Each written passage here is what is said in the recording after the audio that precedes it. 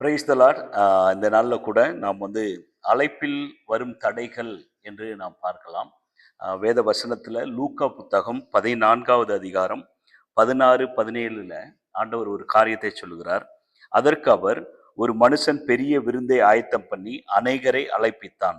விருந்து வேளையில் தன் ஊழியக்காரனை நோக்கி, நீ அழைக்கப்பட்டவர்களிடத்தில் போய், எல்லாம் ஆயத்தமா இருக்கிறது, வாருங்கள் என்று சொல்லென்று அவனை அனுப்பினான். இந்த இடத்துல நாம் பார்க்கிறோம், தேவன் அவருடைய ராஜ்யத்திற்கு அழைக்கும் போது என்னென்ன தடைகள் வரும், ஏன் தேவனிடம் வர முடியாதபடி அநேகர் அந்த ஒரு பர்டிகுலர் ப்ராப்ளத்தில் இருக்கிறாங்க என்பதை தேவன் தெளிவாக இந்த இடத்துல சொல்லுறதை நான் பார்க்க 3 முக்கியமான காரியத்தை சொல்லுகிறார். முதல் காரியம் என்ன அப்படின்னா, ஒருத்தன் சொல்லுகிறான், வந்து வயலை கொண்டேன், அதனால I want to C land. இது எதை குறிக்கிறது என்றால், ஆல்ரெடி ஹி ஏர்ன் மணி, அவன்கிட்ட அந்த அசர்ட் அது மேலே அவனோட பற்று இருந்துச்சு.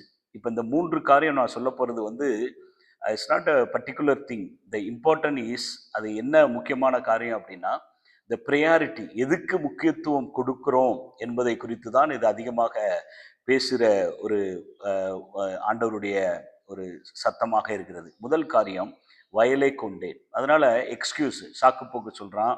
ஏன்னா ஆல்ரெடி அவன் வயல் வாங்கிட்டான், ஆனால் திரும்பவும் போய் வந்து அதை பார்க்கணுன்னு அவசியம் இல்லை. ஆனால் அவன் வந்து அப்படியாக சொல்லி தப்பித்து கொள்ளுகிறான். ஆண்டவர்கிட்ட வர முடியாதபடி ஆண்டவருடைய காரியங்களை செய்வதற்கு அவனுடைய மனதில் அப்படிப்பட்ட ஒரு முக்கியத்துவத்தை, அவனுடைய காரியத்திற்கு முக்கியத்துவத்தை கொடுக்க அவனை வந்து பிரயாசப்பட்டு போயிட்டான்.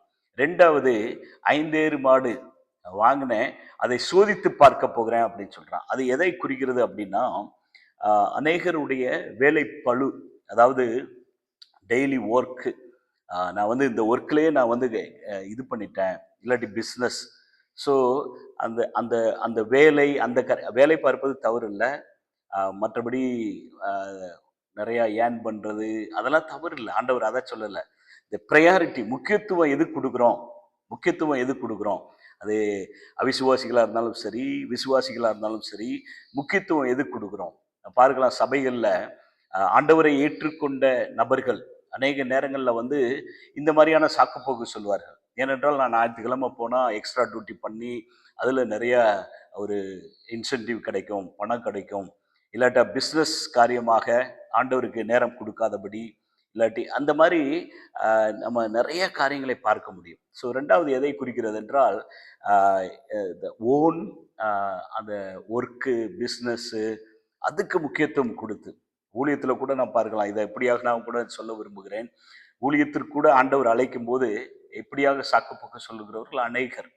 ஏனென்றால் வந்து ஃபினான்சியலாக I can't manage when I come to ministry. For example, நிறைய பேருக்கு ஆண்டவர் அழைப்பை கொடுத்திருக்கிறார், ஊழிய அழைப்பை கொடுத்திருக்கிறார், மிஷினரி அழைப்பை கொடுத்திருக்கிறார். அது எல்லாம் புதைந்து விட்டது. நிறைய பேர் வந்து வர முடியாதபடி அவர்களுடைய அழைப்பை இழந்தவர்களாக அநேகர் உண்டு. அதை நான் பார்க்க முடியும். ஸோ இந்த இடத்துல நான் பார்க்குறோம், அவன் ப்ரையாரிட்டி, முக்கியத்துவம் எது கொடுத்தான் அப்படின்னா, அந்த பர்டிகுலர் அந்த ஒர்க்குக்கு முக்கியத்துவம் கொடுத்தான். முதல் ஆள் வந்து தான் ஆல்ரெடி சம்பாதித்த அந்த அசட்டுக்கு முக்கியத்துவம் கொடுத்தான். ரெண்டாவது நான் பார்க்கிறோம், அந்த வேலைக்கு முக்கியத்துவம் கொடுக்கிறதை பார்க்கிறோம். மூன்றாவது நபர், நான் இப்போ தான் வந்து மேரேஜ் பண்ணேன். ஸோ அவன் சொல்றது என்னன்னா, வேறொருவன் பெண்ணை விவாகம் பண்ணினேன், அதனால் நான் வரக்கூடாது. இது எதை குறிக்கிறது என்றால், குடும்பத்தை குறிக்கிறது. அநேக நேரங்களில் குடும்ப பாரம், என்னுடைய, அதனால தான் ஆண்டவர் தெளிவாக சொல்றார், தாயாவது, தகப்பனையாவது, பிள்ளையாவது, எல்லா சகோதர சகோதரியாவது விட்டு வர வேண்டும் என்று சொல்கிறார். ஆண்டவர் விட்டு வர வேண்டும் என்றுலாம் சொல்லலை. அவருடைய பெரிய நோக்கம் என்னன்னா, ப்ரையாரிட்டி, எதுக்கு நம்ம முக்கியத்துவம் கொடுக்குறோம், குடும்பத்திற்கு முக்கியத்துவம் கொடுக்க ஆசைப்படுகிறான். ஸோ அதனால அவன் அந்த பெரிய விருந்துக்கு வர முடியவில்லை. தேவன் ஆயத்தம் பண்ணி வைத்து விட்டார். அவர் அதான் சொல்லுகிறார். நீங்க பாத்தீங்கன்னா, அறுவடை மிகுதி, அதான் எதை குறிக்கிறது, ஆயத்தம் பண்ணி வச்சுட்டார். வேலையாட்களே கொஞ்சம் என்று சொல்லுகிறார். தேவனுடைய ராஜ்யத்திற்கு வேலை செய்வதற்கும் அப்படித்தான் சொல்லுகிறார். தேவனுடைய ராஜ்யத்துக்கு வருவதற்கும் ஆண்டவர் இதைத்தான் சொல்லுகிறார். இந்த 3 காரியத்துக்குள்ள அந்த அந்த சாக்குப்போக்குகள், அந்த எக்ஸ்கியூஸ் எல்லாம் வந்து சேர்ந்துடும். இந்த இடத்துல நான் பார்க்கிறோம், குடும்ப காரியங்கள். ஸோ குடும்பத்திற்கு இம்பார்ட்டன்ஸ் கொடுத்து முதல் இம்பார்ட்டன்ஸ் கொடுத்தா தேவனிடம் வர முடியாது, தேவன் பின்னாடி போக முடியாது, தேவனுக்காக காரியங்களை செய்ய முடியாது. அதைத்தான் குறிக்கிறது. அதைத்தான் மத்தேயு புத்தகத்துல ஆண்டவர் இப்படியா சொல்லுகிறார், தாயாவது தகப்பனையா, அதுல என்ன சொல்லுகிறாருன்னா இம்பார்ட்டன்ட் ஒரு வேர்டு, என்னிலும் அதிகமாய் நேசிக்கிறவன்.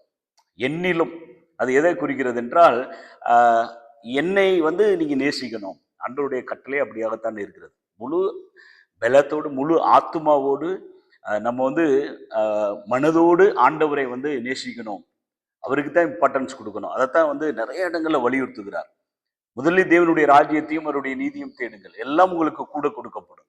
அது ஒரு பெரிய வாக்கு தத்துவம். அதோடு சேர்த்து அவர் சொல்லுகிறார், நீங்க நாளை குறித்து கவலைப்படாதே, நாளை காரியங்களை குறித்து. ஸோ இந்த அழைப்புல இந்த 3 முக்கியமான காரியம், இதை சரியானபடி ஹேண்டில் பண்ணுவதற்கு தயாராகிவிட்டால் ஆண்டவர் ஒவ்வொரு மனிதனையும் அழைக்கிறார்.